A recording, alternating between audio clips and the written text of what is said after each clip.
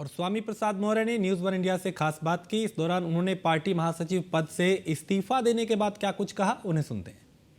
बयानों की वजह से अधिकतर सुर्खियों में रहने वाले स्वामी प्रसाद मौर्य जी हमारे साथ मौजूद हैं। सर, आपने इस्तीफा दिया राष्ट्रीय महासचिव के पद से, उसके बाद आपने जो है कारण भी लिखा, कारण स्पष्ट किया कि जो भेदभाव है वो देखने को मिल रहा है। क्या कुछ भेदभाव है, क्या लग रहा है आपको? सामान्य सी बात है कि एक पार्टी का राष्ट्रीय महासचिव दूसरे पार्टी के राष्ट्रीय महासचिव के बयान को निजी बयान बताता है और निजी बयान बताने वाले का बयान पार्टी का हो जाता है। जब दोनों राष्ट्रीय महासचिव हैं तो एक का बयान निजी कैसे हो गया और एक का बयान पार्टी कैसे हो गया? अगर ये भेदभावपूर्ण राष्ट्रीय महासचिव का पद है तो मैं तो भेदभाव के खिलाफ लड़ाई लड़ता चला रहा हूं और मेरे साथ भेदभाव हो, मैं चुप रहूं, ऐसा हो नहीं सकता। तो स्वाभाविक रूप से इस भेदभावपूर्ण व्यवहार बर्ताव पर मैंने राष्ट्रीय अध्यक्ष से वार्ता की। कल इस्तीफा पत्र के माध्यम से भी सारी स्थिति से अवगत कराया हूं। आगे निर्णय राष्ट्रीय अध्यक्ष को लेना है और साथ ही साथ मैंने सामान्य रूप से पार्टी में लगातार कार्यकर्ता रहूंगा, ये भी आश्वस्त किया है, लेकिन राष्ट्रीय महासचिव पद पर रह के नहीं, जो पद भेदभावपूर्ण हो उस पर रहने का कोई औचित्य नहीं।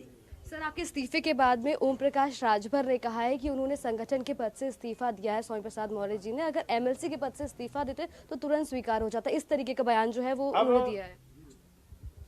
मैं क्या करूंगा क्या नहीं करूंगा, ओम प्रकाश राजभर जी ना मेरे पीआरओ हैं, ना ओएसडी हैं, ना मेरे सलाहकार हैं और ना मेरे कार्यालय में कोई ओहदेदार हैं। इसलिए ऐसी ऊंची बात करने वालों से पहले ये पूछना चाहिए, क्या समाजवादी पार्टी के गठबंधन से वो हटे थे तो उन्होंने समाजवादी पार्टी के राष्ट्रीय अध्यक्ष को बताया था क्या? इसलिए जो खुद लोकतंत्र की हत्या करने में आमादा हो वो हमें सलाह देगा, ये उचित नहीं। सर, कल जो है शिला का पूजन हुआ, उसमें आप सम्मिलित नहीं हुए। इसके अलावा 3 जो राज्यसभा प्रत्याशी उतारे गए हैं उनको लेकर भी बात हो रही है। आपके इस्तीफे के बाद तुरंत जो है वो पल्लवी पटेल जी का वो भी छिटक जाती है समाजवादी पार्टी से, कैसे थी? देखिए, सच तो यह है कि कल मैं सारा दिन चंदौली में था, रात 12 बजे वापस हुआ हूँ। पार्टी कार्यालय में पूजा के विषय में मुझे कोई जानकारी पूर्व से नहीं थी।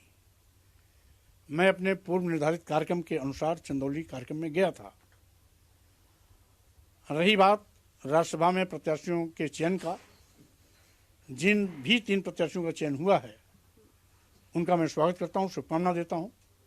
बहुत बहुत धन्यवाद। हमारे साथ स्वामी प्रसाद मौर्य जी थे, जिन्होंने साफ तौर पर कहा कि उनके बयानों को जब निजी बयान बताया गया उसको लेकर उन्होंने त्याग पत्र दे दिया। अब आगे क्या होगा वो देखने वाली बात होगी। कैमरा पर्सन अवनीश के साथ Skandita Mishra, News One India, Lucknow.